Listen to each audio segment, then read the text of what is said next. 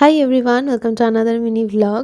আমার মাসির মেয়ের বিয়ের গেট টুগেদার ছিল, তো আমার মা আগের দিনেও মাসির বাড়ি চলে গেছে। তো আমি এখানে ভোরবেলা ঘুম থেকে উঠে চিকুকে অনেকক্ষণ আদর করলাম। তারপরে আমি ব্রাশ করতে করতে পুরো বিছানাটা পরিষ্কার করলাম। আর এদিনকে আমি যেতাম মাসির বাড়ি, তো ঘরে সমস্ত কাজ কমপ্লিট করে দেন আমাকে বেরোতে হতো। তারপরে আমি পুরো ঘর ঝাড় দিলাম, মোছার আর টাইম পাইনি। দেন চলে এসেছিলাম রান্নাঘরে, যেহেতু বাবা বাড়িতে থাকবে দুপুরে, তো ভাত করতে হবে।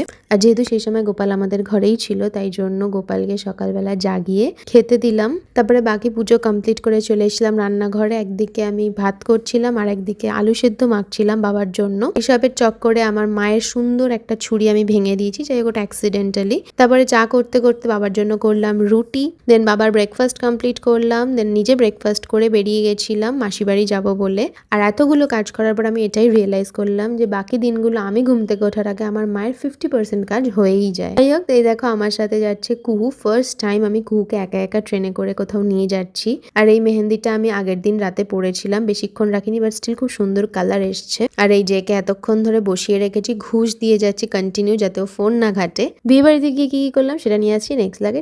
Take care, tata.